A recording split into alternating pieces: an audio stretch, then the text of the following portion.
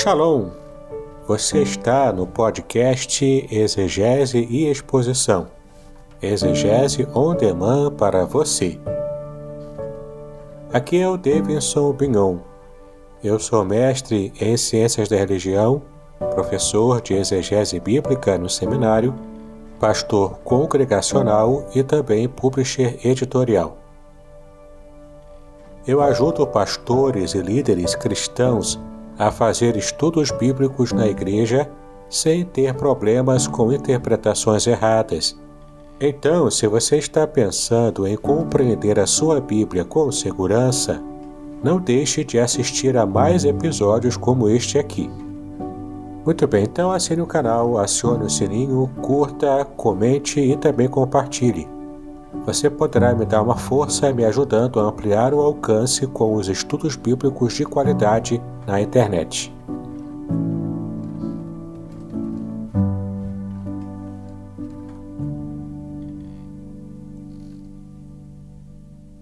Graça e paz, pessoal. Boa noite. Que Deus esteja abençoando a vida de vocês nessa noite. Hoje vamos ter uma live mais do que especial com o meu amigo Davidson Bignon. Vamos falar sobre a importância do hebraico para a preparação do sermão, né?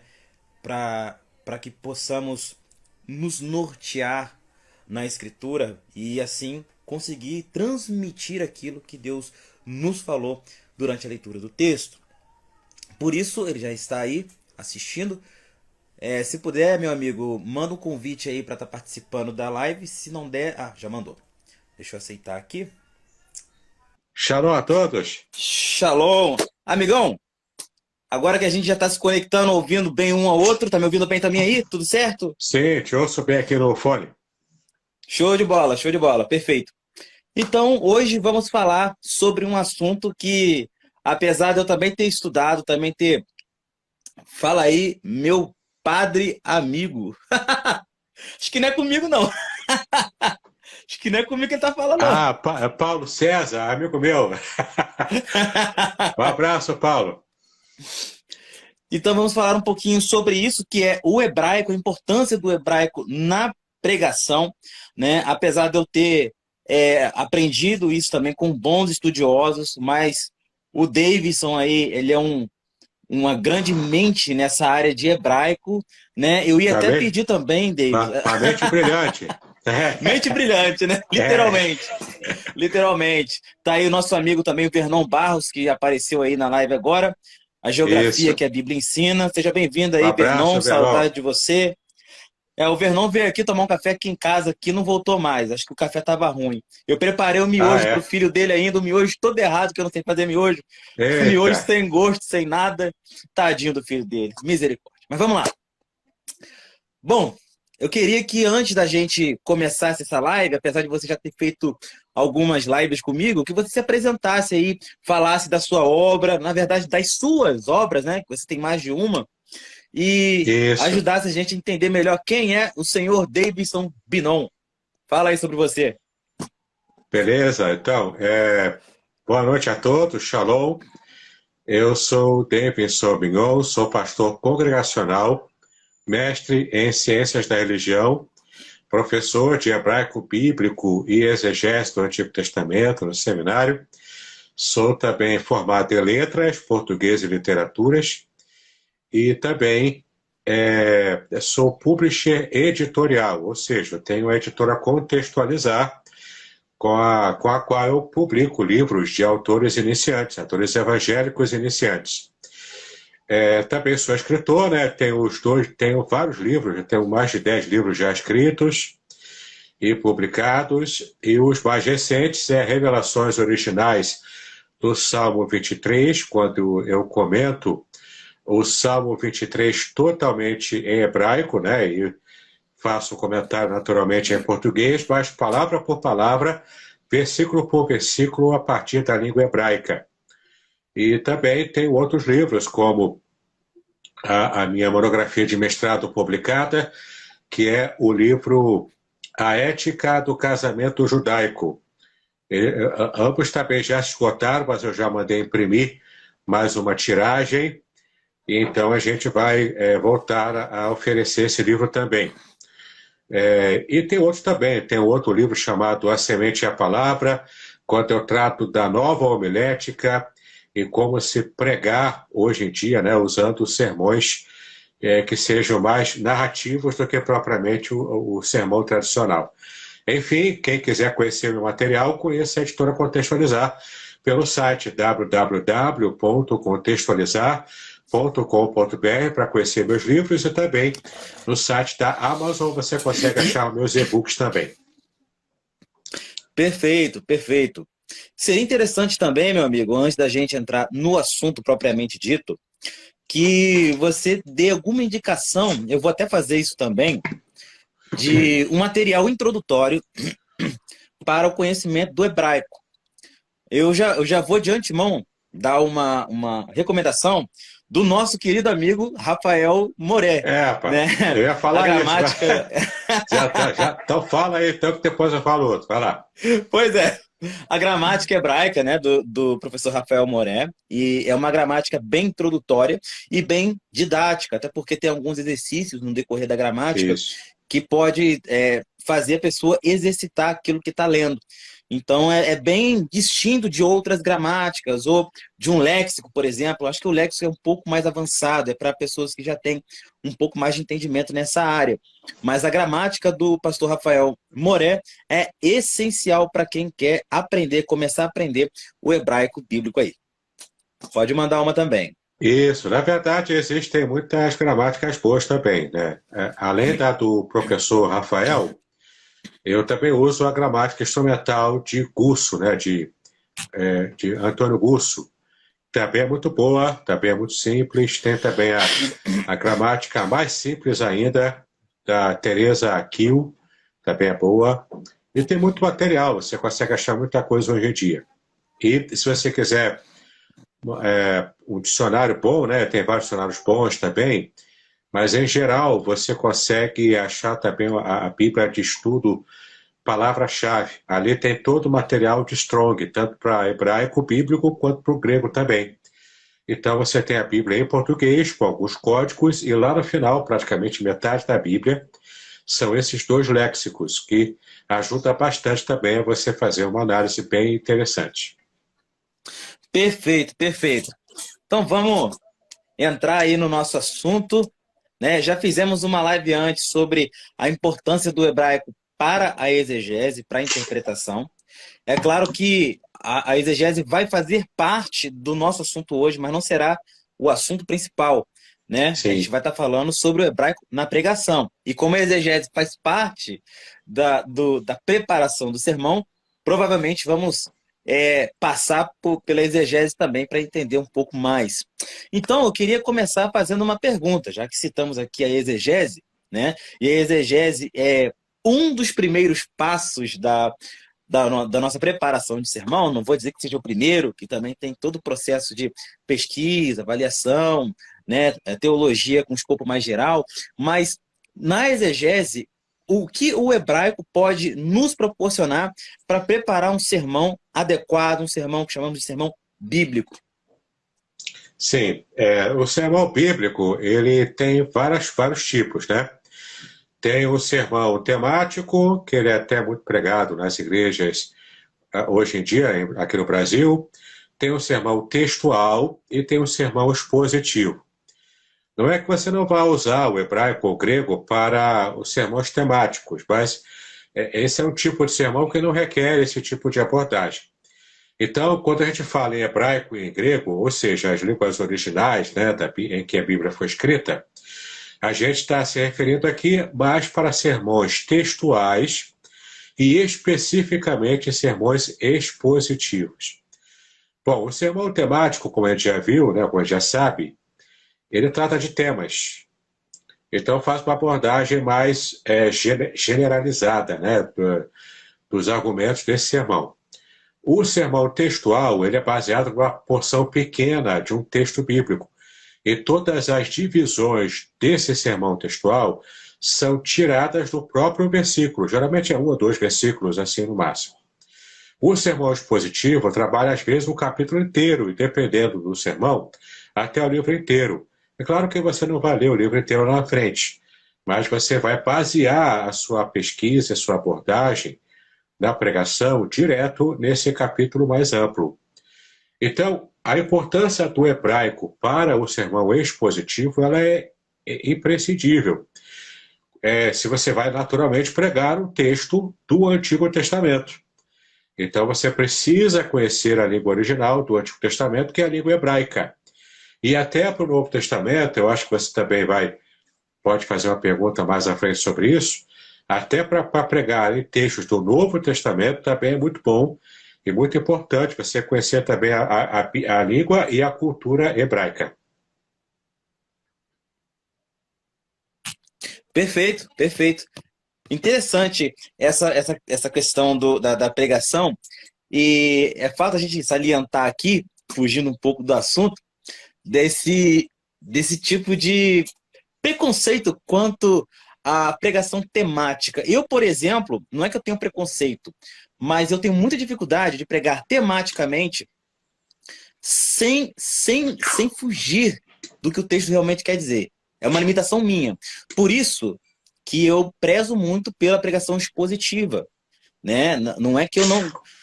Outros grandes pregadores pregam sermões temáticos, como Charles Spurgeon pregava vários sermões temáticos. O próprio Jonathan Edwards já pregou alguns sermões temáticos, a W. Pink e tudo mais. Agora, temos que convir que há uma dificuldade muito grande, pelo menos no que tange a pregação atual temática, porque há uma diferença da pregação atual temática para a pregação temática reformada. Tá? Então, se a gente for ver uma pregação, às vezes, neopentecostal ou pentecostal, vão ter boas pregações bíblicas, mas algumas fogem um pouco daquilo que o texto realmente estava dizendo. E um dos problemas é que a pregação temática, como você disse, tem uma dificuldade de eu avaliar o hebraico, a sintaxe, a questão da semântica, justamente porque pregações temáticas não prezam por isso, né? Já partem por outro princípio, que é o tema, os tópicos. Então a gente tem essa dificuldade também. Você acha que hoje em dia você aconselharia um discípulo seu a pregar só expositivamente ou textualmente? Ou você acha que ele também poderia aderir ao campo temático, sem nenhum problema? Não, tem que diversificar. Porque se você faz só sermões temáticos, sermões textuais ou expositivos, e nunca prega o temático, você acaba deixando de passar para o público da sua igreja algumas informações que só a abordagem temática pode dar. E é interessante você perguntar isso, porque no meu livro A Semente e a Palavra, eu falo justamente de você não precisar, não ser assim, tão preso ao tipo de sermão. Você pode diversificar também no próprio sermão, por exemplo. Você faz um sermão textual, a maior parte, digamos, 60% a 70% da sua mensagem é a abordagem textual, e lá no final, para algum tipo de objetivo que você tenha, você faz uma abordagem temática no final. E dali você puxa a aplicação. Também é possível fazer assim. É possível você também usar da abordagem temática no meio de um sermão expositivo ou no meio de um sermão textual. Agora, se você vai fazer um sermão preponderantemente temático, isso não quer dizer também que você não tenha feito uma exegese antes, só que vai te dar mais trabalho, porque você tem que fazer uma exegese no seu texto, que foi o ponto de partida para o tema, né, do sermão temático, e também vai ter que fazer uma exegese mínima que seja em cada texto base que você vai usar para os outros tópicos do tema. Porque senão você vai acabar querendo dar uma ênfase temática, mas fugindo do contexto de cada versículo que você usou em outras partes. Então você acaba mutilando o texto bíblico, mesmo sem ter essa intenção. Então, dá um pouco mais de trabalho se você quiser fazer um sermão temático que seja levado a sério, com responsabilidade. Não é só pegar lá uma Bíblia Thompson, por exemplo, e fazer lá a pesquisa de vários temas e tacar lá no papel e pronto, pegar aquilo. Não é assim, entendeu? Você pode começar assim, mas tem que fazer uma triagem de cada trecho do que está ali na Thompson, por exemplo.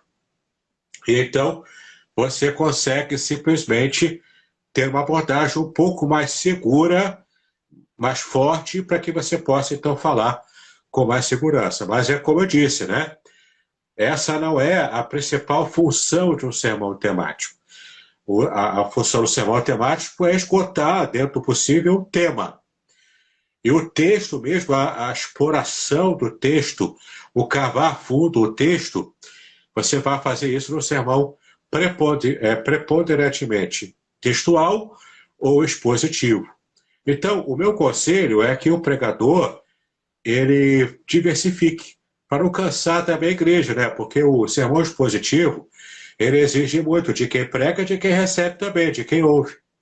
Então, quando você de vez em quando prega um sermão temático, essa abordagem temática, ela deixa a mente do seu público, que costuma te ouvir toda semana, a descansar um pouco naquela semana e ter uma mensagem um pouco mais fluida, sem tanta abrangência técnica, né, que se exige para o sermão expositivo. Perfeito, perfeito. Uma coisa que a gente deve lembrar também é que, por exemplo, as pregações dos rabinos antigos, né? Ah, vou dizer que a pregação seja expositiva ou temática, porque a abordagem deles era totalmente diferente. O tipo de abordagem interpretativa também era diferente, né? Então, analisando essa questão, como que a gente pode, de certa maneira, não sei se seria benéfico ou não, mas qual era o tipo de pregação rabínica, né? Alguns vão chamar de pregação midrástica, mas qual era o estilo de pregação? Qual era o estilo que mais se parecia? Sendo que eles se baseavam preponderantemente no idioma hebraico. Parece que o que eles tinham a transmitir, pelo menos os rabinos do Segundo Templo, eles tinham esse costume de usar unicamente o idioma, as palavras hebraicas da Tanar, e assim transmitir oralmente para o seu público. Como que era feito essa pregação rabínica? Você tem alguma coisa a nos dizer?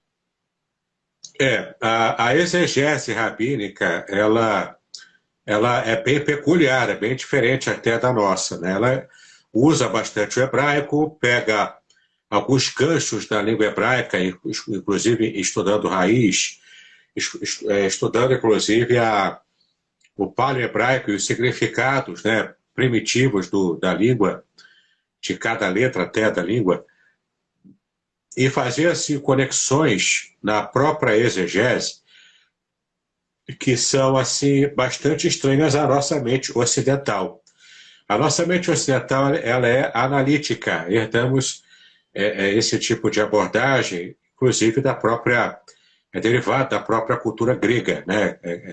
Essa postura mais analítica, mais aristotélica, enfim. Mas a cultura hebraica ela já parte para um tipo de ensino que é mais prático até, mais concreto, mais prático, menos abstrata. Então é interessante a gente perceber como isso também se reflete na hermenêutica deles, né, na exegese, e também na própria pregação. Eles usam os midrashes que você mencionou, que essa pregação midrástica é da onde provavelmente veio ao nosso costume de usar ilustrações nas mensagens, nas pregações. Porque o midrash é justamente isso. É você contar uma história. A Bíblia ela é aproximadamente 70% de toda a Bíblia, Antigo e Novo Testamento, é história. Entendeu? Então, o judeu ele conta uma história e, a partir dessa história, ele pega a pessoa pelo coração e, quando pega pelo coração, também mexe com a mentalidade da pessoa. Não é apenas uma mentalidade abstrata, mas é o pegar pelo coração. Por isso que Jesus ele fez as suas mensagens, ele se notabilizou por pregar em parábolas. Mas não foi Jesus que inventou as parábolas. A parábola é uma técnica hebraica antiga, milenar, já na época que ele viveu aqui, né, como ser humano com a gente. Ele usou, o que eram as palavras? Eram os midrashes. Literalmente era as Haggadah, né? Que era pegar essas histórias criadas e inventadas com um fundo moral ou um fundo espiritual.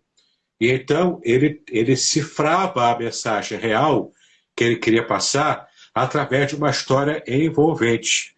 Às vezes a gente não tem, por exemplo, noção disso, mas inclusive no meu canal do YouTube, eu tenho uma série de mensagens que você pode achar lá na playlist de algumas pregações que eu fiz de parábolas da Bíblia no seu contexto original. É bem interessante, fiz a pesquisa ali, eu bebi bastante da fonte de Sião, uma parábola de acordo com a cultura judaica original. É muito interessante.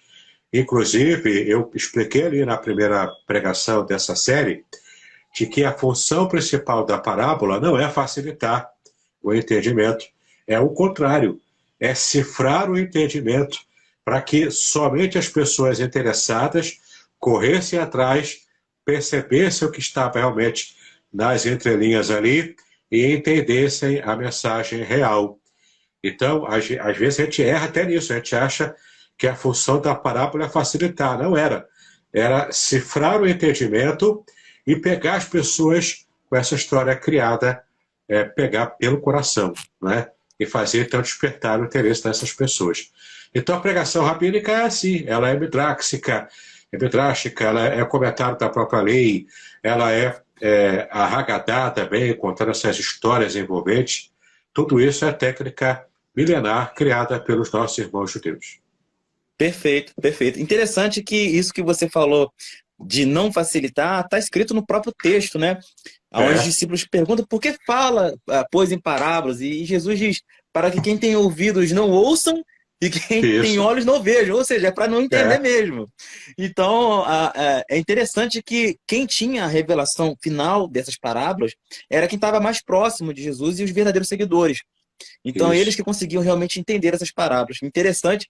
E foi bom você falar sobre isso, porque eu estava lendo o livro do... Gente, eu sempre esqueço o nome dele. Do Craig Blomberg, analisando as parábolas de Cristo, aonde ele vai falar justamente sobre essa questão. Ele vai dizer que ele quer que a igreja entenda, mas ele quer que o povo não entenda. Então, eu não entendi isso de início. Depois eu entendi. A parábola não é para todos. É somente para aqueles que estão mais próximos desse entendimento. É para alguns iniciados e aqueles que ficaram interessados para forçá-los a estar perto de Jesus, buscando com ele as explicações. Porque, para pensar, era o Império Romano. E Jesus sabia o potencial de sua pregação de estar provocando uma revolução, como de fato provocou uma revolução espiritual e cultural. Então, ele tinha que pregar assim, de modo cifrado, para que não ficasse evidente o que ele estava fazendo. Tanto evidente para o Império Romano, não é? E, de fato, né, ele chegou a ser condenado pelo Império Romano, quanto também, talvez principalmente, não ficasse muito claro o tipo de mensagem que provocou uma revolução na época para a própria mentalidade judia, né? Aquela mentalidade cristalizada. Era uma mentalidade engessada devido ao excesso de zelo pela lei, não é? E temos que lembrar que por que ele tinha excesso de zelo pela lei? Por causa da história lá do passado, os cativeiros. Israel, se não fosse Deus preservando o remanescente, Israel teria sido exterminado nos cativeiros, especialmente o babilônico, não é? Então, foi bastante cruel essa situação que o próprio Deus levou o povo para enfrentar. Então, por causa disso, eles foram, primeiro, completamente curados do erro da idolatria, do pecado da idolatria. Eles foram expurgados nessa questão da idolatria, que era o principal motivo dos cativeiros do passado. Então, foi completamente limpo da nação de Israel essa fraqueza pela idolatria. E também eles se fecharam tanto na sua tradição judaica que eles acabaram se cristalizando nela. Então, perdendo o espírito e o coração da própria lei, que eles tanto desejavam pregar e preservar. Por isso, os fariseus erravam. E é também sempre interessante lembrar que Jesus ele não era contra todos os fariseus, muito pelo contrário. As mensagens de Jesus, o tipo de mentalidade de Jesus, estava muito próximo da mentalidade dos fariseus. Ele era mais próximo dos fariseus do que dos saduceus, por exemplo, ou mesmo dos essênios, né? E muito menos zelotes, né? De pegar nas armas e quebrar tudo. Muito menos. Então, dentre os grupos, ele se enquadrava melhor no pensamento farisaico. Por que então ele se batia tanto contra os fariseus? Porque ele queria acertar o passo do grupo que ele tinha simpatia. No começo do ministério dele, ele começou falando nas sinagogas. Por quê? Pelos fariseus, que cuidavam das sinagogas, entendeu? Então, por que ele falava, chamava de sepulcro caiado, de raça de víboras, né? E se batia tanto contra eles? Por causa de um grupo especial que estava tão engessado, mas tão engessado, que se tornou hipócrita. É contra esse grupo de fariseus hipócritas que Jesus brigava e tinha grandes embates, né? Porque ele tinha interesse em purificar os fariseus. Aliás, fariseu em hebraico, frushim, significa os puros. Aqueles que buscavam ser santos, ser puros, né? Buscavam ser assim. Então, o ideal, inicialmente, era nobre. Era uma religiosidade mais próxima do povo, os fariseus, comparado com os saduceus, não é?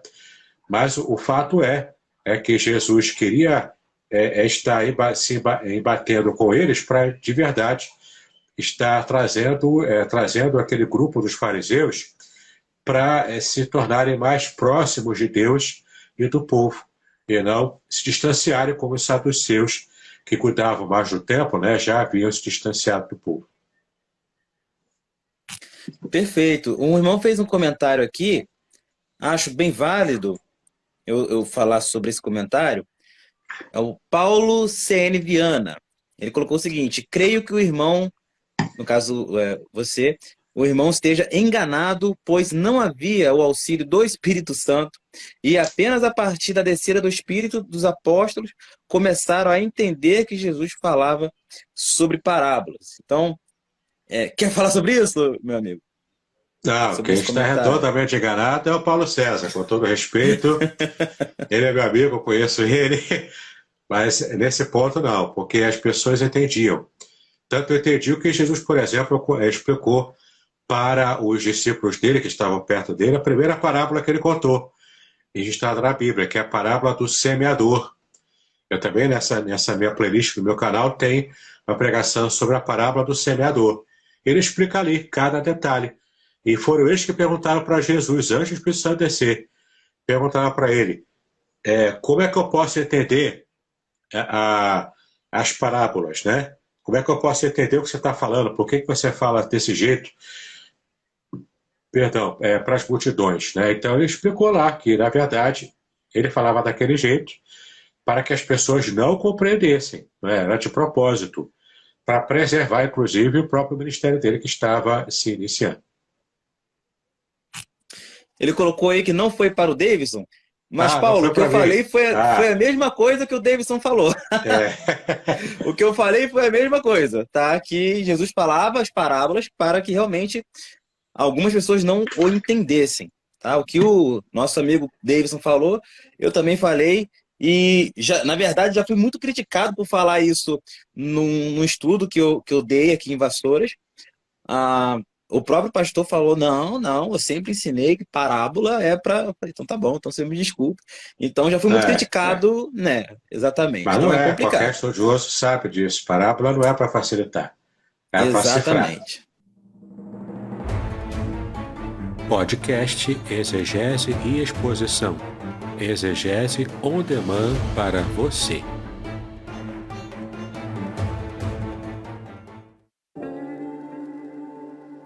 Shalom! Aqui é o Davidson Pinhon. Eu ajudo pastores e líderes cristãos a fazer estudos bíblicos na igreja sem ter problemas com interpretações bíblicas erradas. Então, se você está pensando em compreender a sua Bíblia com segurança, não deixe de assistir a mais conteúdos como este aqui neste canal.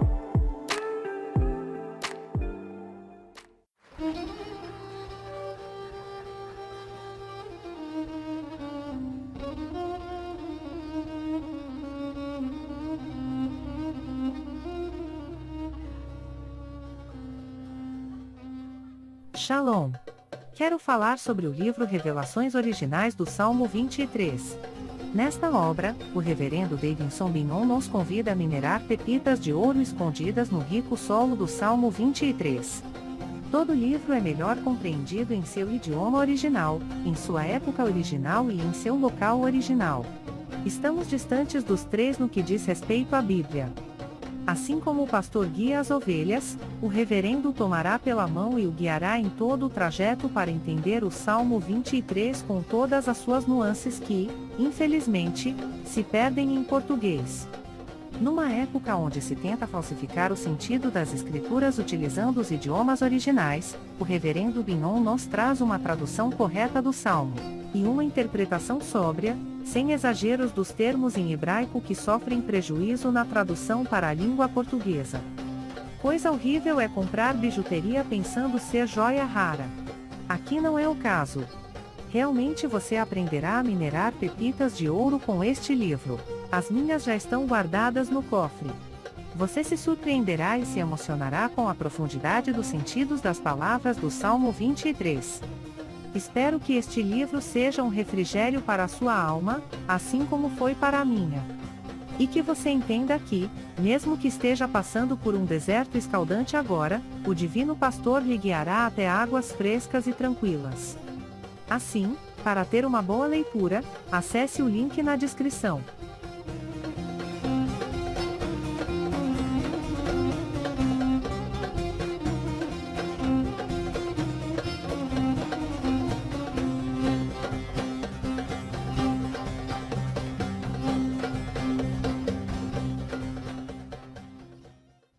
Exatamente. E uma coisa também que a gente precisa salientar aqui, né? Tem uma pergunta uma das perguntas mais importantes que eu acho que a gente deve fazer, e às vezes eu fico com dificuldade de responder caso alguém pergunte, é se um iniciante no hebraico, né, alguém que está começando o hebraico agora, pode se utilizar de algumas palavras hebraicas, né? A gente faz isso de vez em quando, dependendo do público, de pegar uma palavra hebraica que tem um sentido bem amplo e usar isso na pregação, no sentido etimológico, né? E a gente utiliza isso porque a gente trabalha com o hebraico. Agora, será que esse método é adequado para uma pessoa que está começando o hebraico agora? Porque o que acontece? Uma palavra hebraica não tem um sentido, né? E uma pessoa que, por exemplo, quer pegar a palavra Elohim e chegar lá e explicar, não, porque Elohim é deuses, mas aqui não é deuses porque está no majestático, é plural majestático, e antes tem o verbo e tudo mais. Mas eu creio que o iniciante ele precisa ter um pouco mais de ferramentas para ele usar esse tipo de argumentação. Mas o que você acha disso? Um iniciante pode pregar utilizando essa abordagem? Tem iniciante que faz coisa pior, né? Então, assim, mas é perigoso sim, porque quem não conhece muito os meandros da língua pode acabar ampliando demais o leque que o dicionário permite, né? Que o léxico permite, mas o contexto não permite. Então, um exemplo que a gente pode usar é a palavra nefesh, em hebraico, que ela é muito ampla. Ela pode significar, dependendo do contexto, e todos os significados que eu vou falar agora, o léxico permite, né? Pode significar alma, no sentido de emoção, pode significar alma no sentido também de espírito, de fôlego de vida, que aí se torna sinônimo de Neshama. Pode significar também a vida como um todo da pessoa, né? Até em português falamos assim, né? Tantas almas se salvaram, são tantas vidas, né? Tantas pessoas se salvaram. Pode também significar, como ele apontou ali, garganta. O contexto também permite que seja o órgão humano da garganta. Então, que é que vai definir isso? Não adianta você chegar lá no púlpito, né? E fazer aquele leque, né? Como se fosse um léxico de significados, mas é simplesmente você perceber o contexto e usar no seu estudo, da sua compreensão da palavra específica, né? E você faz o seu apanhado, mas tem sempre que respeitar o contexto. É o contexto que vai dizer qual o significado, qual a tradução mais adequada que você precisa ter para aquela palavra, né? E não apenas também a palavra no seu sentido semântico, mas também, além do contexto e do significado semântico, também tem que olhar se for o verbo, né? Tem que ver qual a conjugação, qual o tempo, qual o tronco verbal que ele está inserido. Se for um substantivo, você tem que ver lá quais as partículas que estão acopladas a essa palavra também, né? Para que você entenda realmente o que o texto quer dizer. Então, é mais abrangente, é mais amplo e requer realmente estudo. Não é apenas pegar o dicionário, abrir lá e começar a dar rajada de significado lá no culto. E o povo até dá glória a Deus, vai pular lá, mas a compreensão vai ser zero, né? Pois é, eu tinha ido num culto uma vez, aonde o rapaz usou uma palavra grega, né? Dunamis. Dunamis, Dinamis, que dinamis, que é poder. É dinamis ou é. dunamis? É Acho que due, né? É como se é fosse francês, dunamis. é due, Isso. é o E ele Y. falou que que essa palavra é a raiz da palavra dinamite. E não faz sentido. Não faz sentido. Porque dinamite não existia na época. Não era ideia do autor, Não, quando falou de poder de Deus para a salvação, ele não quis dizer que esse poder é uma dinamite, era uma né? explosão. A explosão que Não, explode tudo, que arrebenta com tudo. exatamente, que arrebenta com tudo. Então, ele utilizou, ele extraiu um insight da palavra que o povo ficou impactado, gostou, pulou, mas não é aquilo que o autor quer dizer, né? É um insight de particularidade de quem extraiu. O grego não fala nada sobre isso. E É, o hebraico, ele também tem essas questões. É interessante a gente tirar alguns insights, sim, mas respeitando o valor que o hebraico já passa. Por exemplo, a palavra tabernáculo, né, que se não me engano é mishkan, se não me falha a mexicano. memória, Isso. mishkan, e a origem, né, a raiz hebraica dessa palavra quer dizer vizinho, aquele que mora perto. Então, qual é o sentido do tabernáculo? Deus querendo habitar Perto com. da gente. É. Olha que lindo! Eu não preciso, cara, fazer um Não, malabarismo não para precisa extrair um reinventar a roda, insight. né? Não preciso, já está ali, pronta para me usar. É, Agora, a questão toda é que muitos têm essa preguiça, vamos dizer assim, de fazer uma pesquisa mais abrangente, talvez por falta de fontes ou ferramentas. Por isso que eu tenho esse receio de falar para uma pessoa que está começando agora no hebraico, dele fazer isso na pregação, porque eu tinha esse costume. Há 7 anos atrás, quando eu comecei a aprender o hebraico, toda pregação que eu ia pregar, eu queria usar o hebraico, eu queria mostrar que eu sou hebraísta. E isso trazia alguns problemas. depende do público-alvo, né? Por Pois exemplo, é, né? Se você prega numa igreja que intelectualmente é o pessoal com bastante estudo, faculdade, né? Elas até conseguem acompanhar, conseguem acompanhar. Aí pronto, aí ponto. Você está no público adequado para esse tipo de abordagem.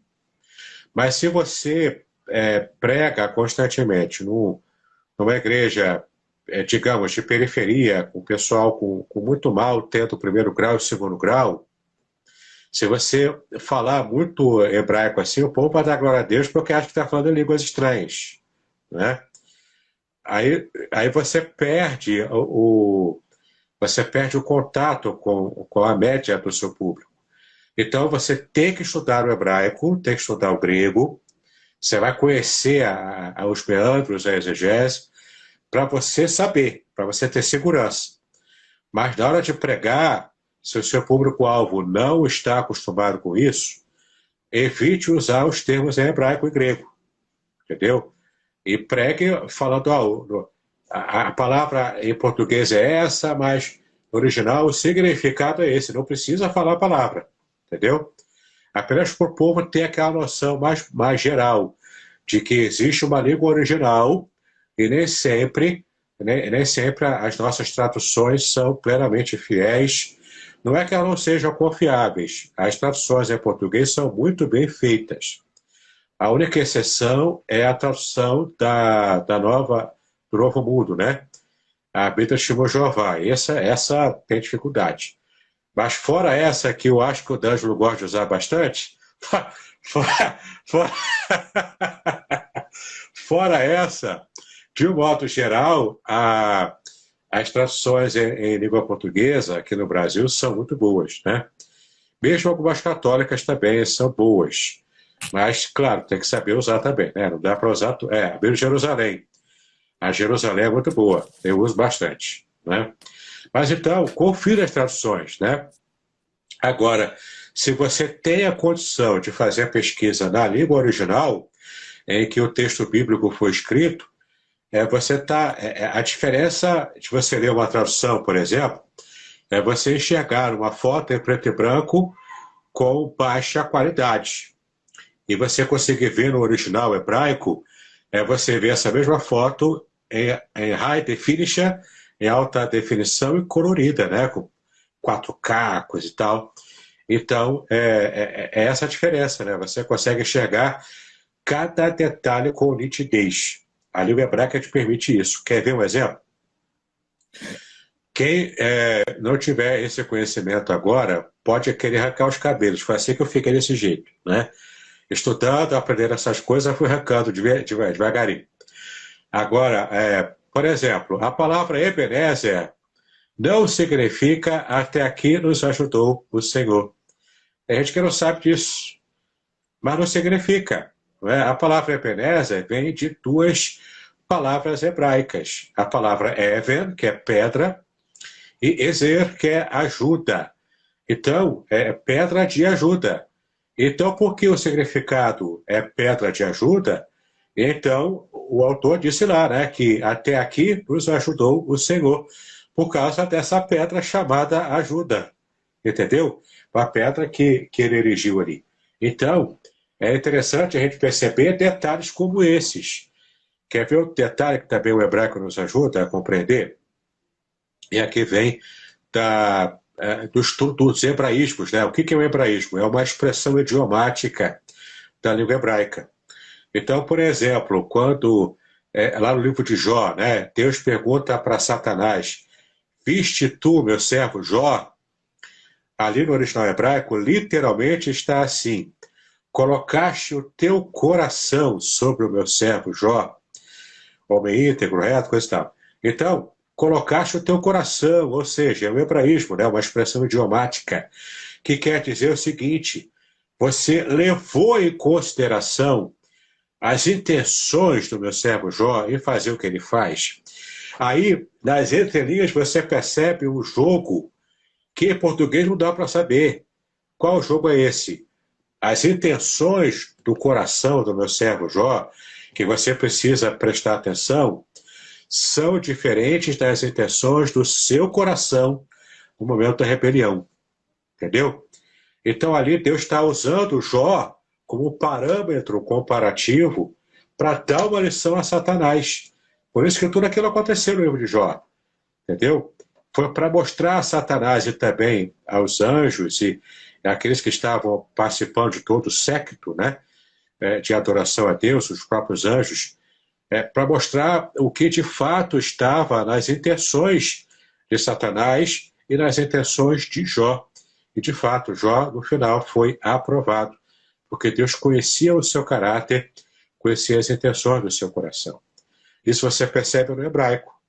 Você percebe no hebraico, né, detalhes assim, que parece que é bobagem, mas faz toda a diferença na sua compreensão do texto.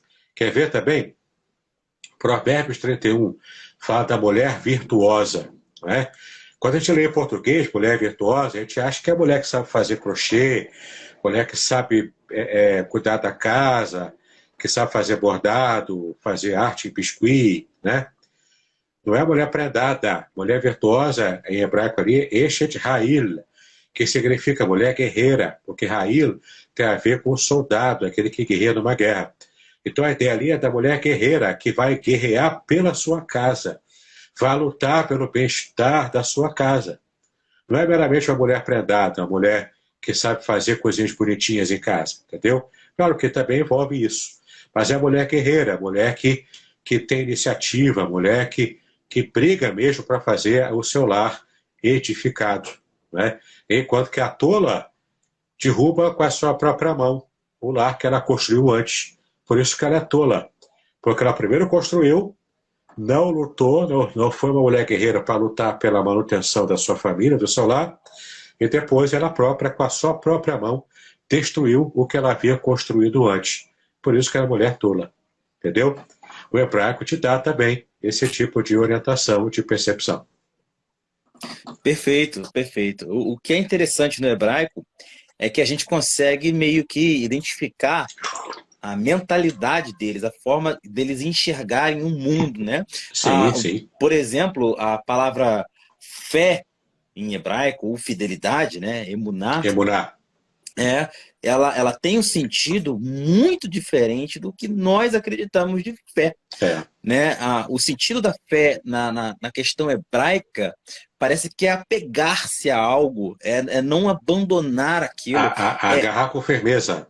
Agarrar com firmeza. Enquanto para nós, a gente tem meio que uma mentalidade mais abstrata da fé. Não sei se você pode falar melhor sobre isso, sobre a questão da fé, principalmente na pregação. Isso é essencial também.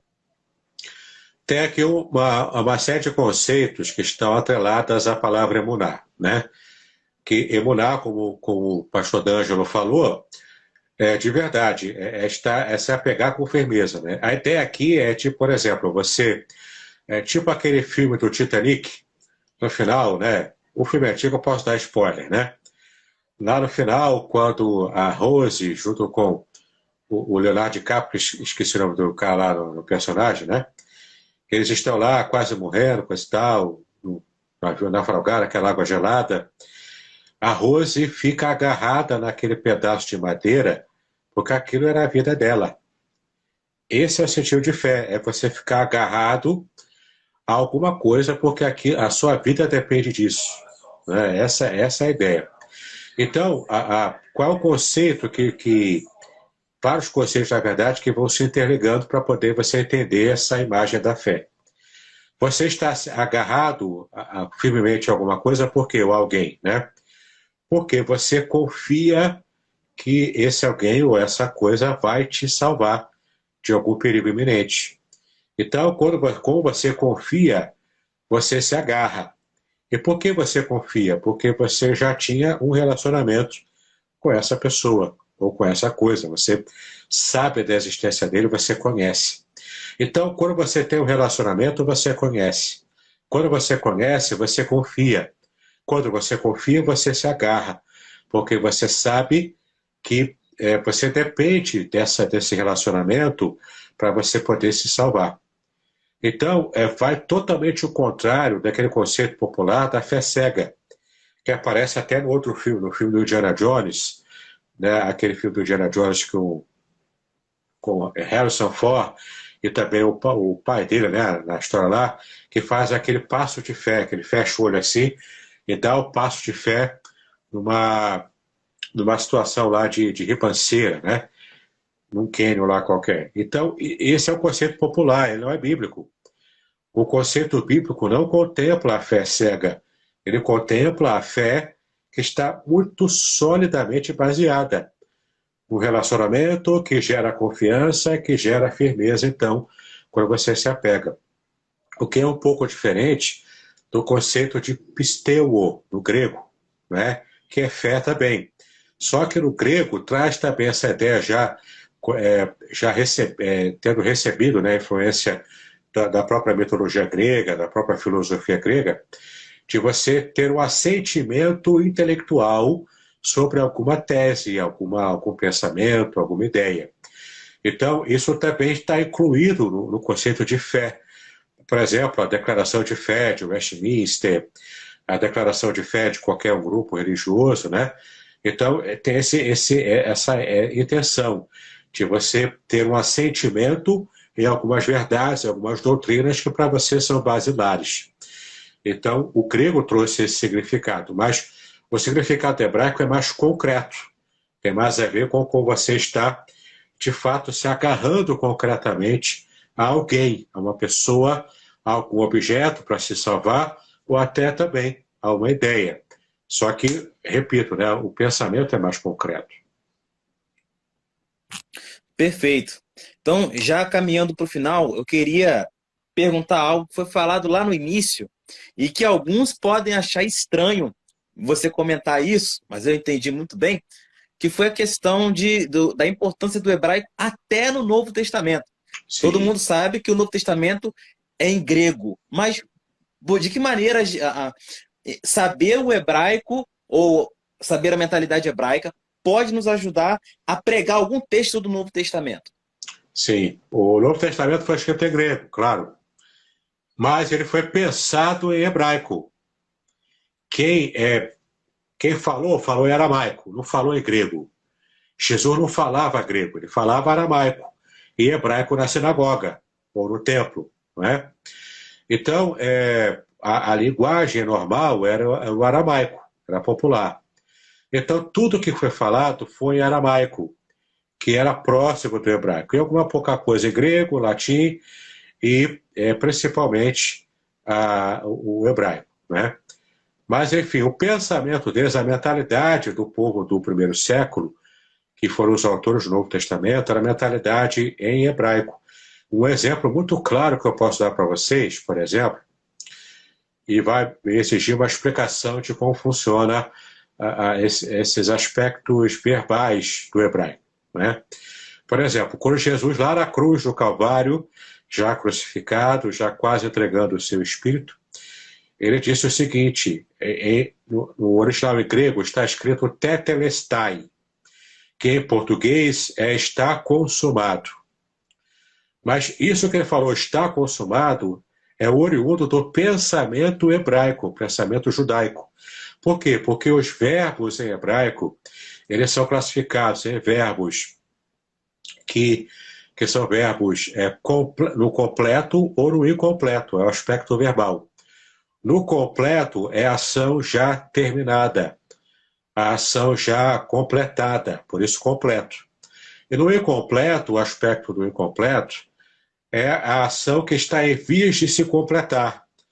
Ou seja, ela geralmente é traduzida ou no presente ou no futuro. E o completo é traduzido em português, geralmente, no passado. Também pode ser no presente, mas geralmente é no passado. Então, quando Jesus disse, está consumado, ali era a mentalidade hebraica que surgiu quando ele disse essa palavra. Por quê? Porque até o momento da crucificação, a ação da salvação do ser humano estava incompleta. A ação era incompleta, estava no aspecto verbal incompleto. Naquele momento, quando ele já estava crucificado, já prestes a render o espírito, agora sim a ação estava completa. E completa no sentido de estar perfeito, que também é uma outra forma de você classificar também a ação verbal, que é completo ou perfeito, incompleto ou imperfeito.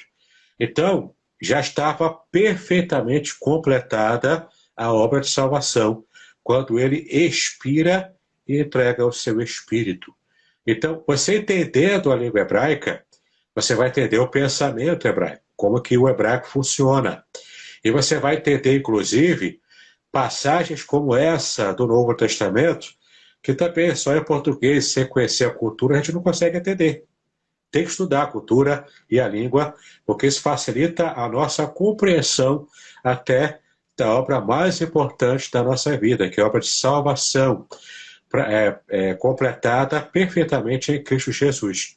Por isso que existem seitas por aí que começam a falar, Jesus falhou porque não salvou a humanidade inteira. Aí veio aquele reverendo Moon dizendo que Jesus falhou porque não se casou. Aí veio outros aí dizendo que é a reencarnação de Jesus, inclusive o Henrique Cristo, né? Aquele negócio todo, que falam que Jesus falhou e que veio para completar a obra. Mentira, tudo heresia. o próprio Jesus disse que está completo, porque a ação dele foi completa, perfeita, para trazer salvação para a gente. Perfeito, muito interessante a gente saber disso. Mas será que seria errado, por exemplo, falando aqui sobre o apóstolo Paulo, eu dizer que Paulo ele tem uma mentalidade mais helenística ou mais judaica? Eu até dei aula sobre teologia paulina ontem, e eu costumo dizer que apesar de Paulo se pautar nas tradições e também na questão do Antigo Testamento, ele também tem uma mentalidade muito helenística, muito mais do que seus outros amigos apóstolos, como Pedro, Tiago, João. Então, mas é certo afirmarmos que Paulo tem mais identidade hebraica em seus textos do que helenísticas. As fontes que ele usa é mais hebraicas do que gregas. Por exemplo, a Ilíada de Homero. Como fontes que ele utiliza também, fontes gregas. Mas ele usa mais fontes judaicas. Você crê nisso? Claro. Paulo era fariseu dos fariseus, né? A base dele era hebraica.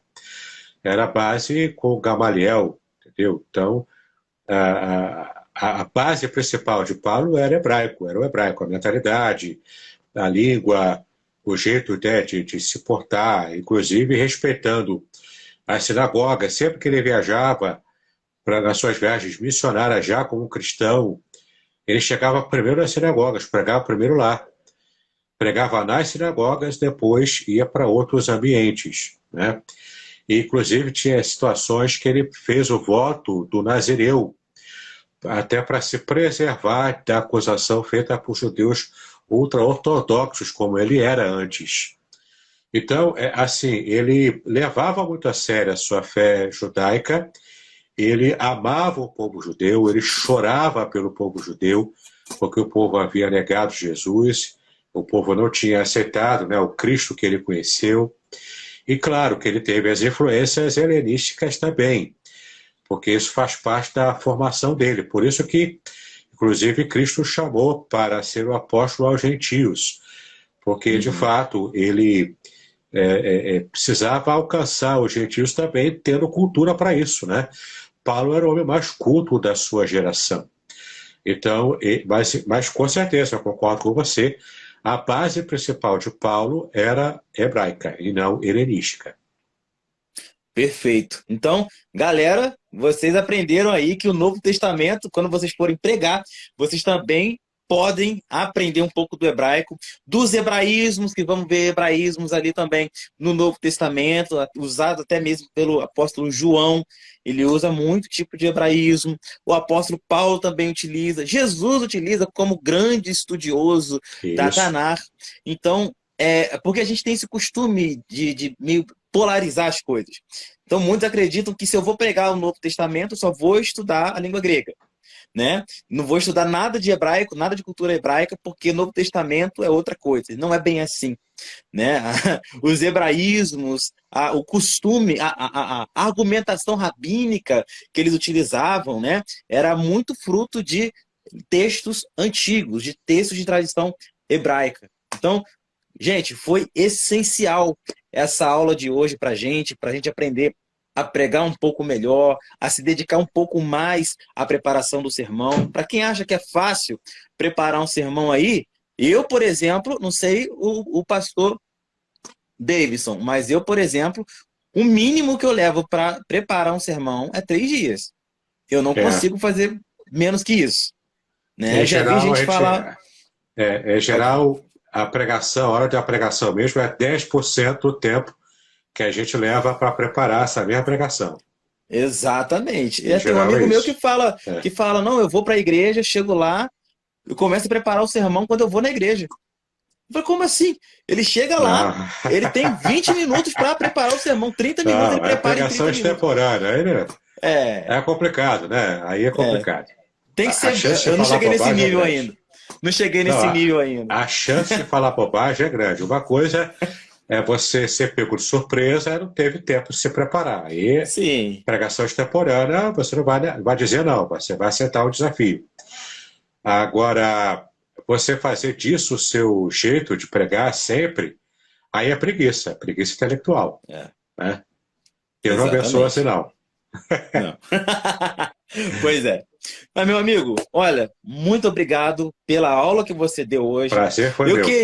Eu queria aquele dia ter passado na sua casa para tomar um café, mas como eu disse, um dos meus alunos está até aí, que não me deixa mentir, o Bruno Calixto, que eu fui lá dar aula para eles lá, e foi uma experiência incrível, cara. O pessoal lá da Betel Brasileira é um pessoal incrível, muito receptivo. Eu vou lá sábado agora, depois de amanhã, vou dar aula de hebraico. Vai dar aula lá? Pô, logo no dia que eu não tô lá, queria aprender um pouco contigo também. Bota lá, Ali é língua hebraica, né? Começar a falar do VAF conjuntivo e do artigo. Ah, bacana, top. Então, aí, ó, o Bruno aí, ó. Estou aqui, professor. Bruno, tô vendo aqui. Obrigado aí por aparecer também. E, se quiser divulgar essa live aí para outras pessoas, compartilhar, todo mundo aí que participou, que se quiser compartilhar essa live, vai ser bacana, tá? E se quiser salvar essa live depois aí, meu amigo, quiser botar no seu canal ou no seu Instagram, fica à vontade. Com certeza. Show? Então, vou pedir pro senhor... Você coloca lá. Com certeza. Essa foi muito proveitosa. Queria pedir pro senhor fazer uma oração para a gente estar finalizando essa live, tá? Sim. Vamos orar então. Pai, nós te exaltamos pelo privilégio que tivemos de falar das coisas do Senhor, trazer conhecimento, ó Pai, também ser enriquecido pelo teu servo, pastor D'Angelo, pelos seus alunos, no seu canal, para aqueles que quiseram participar conosco. Obrigado por tudo. Obrigado por essa bênção. Obrigado, ó Pai, por esse privilégio de fazer a tua obra, de fazer a tua vontade também, através, ó Pai, da internet.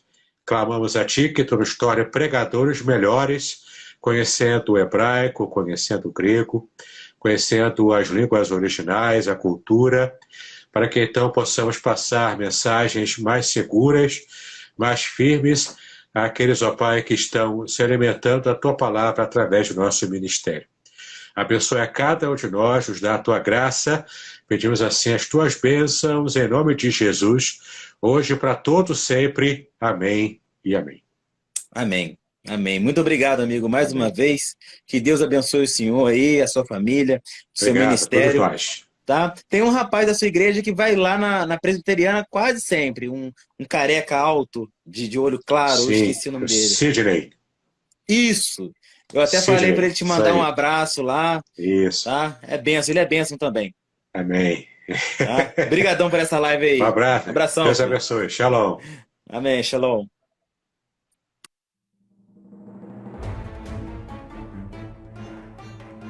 Muito bem, agora eu gostaria de ver a sua participação.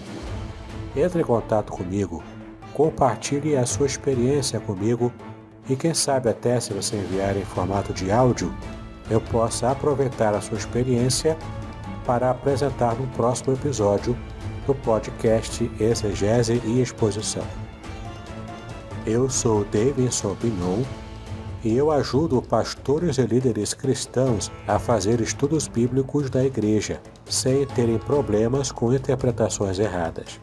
Se você então está pensando em compreender a sua Bíblia com segurança, não deixe de assistir a mais episódios como este aqui. Então, assine o canal, acione o sininho, curta, comente e também compartilhe. Ajude-me a ampliar o alcance com estudos bíblicos de qualidade na internet. Que Deus abençoe os seus estudos, paz e bênçãos sobre a sua vida.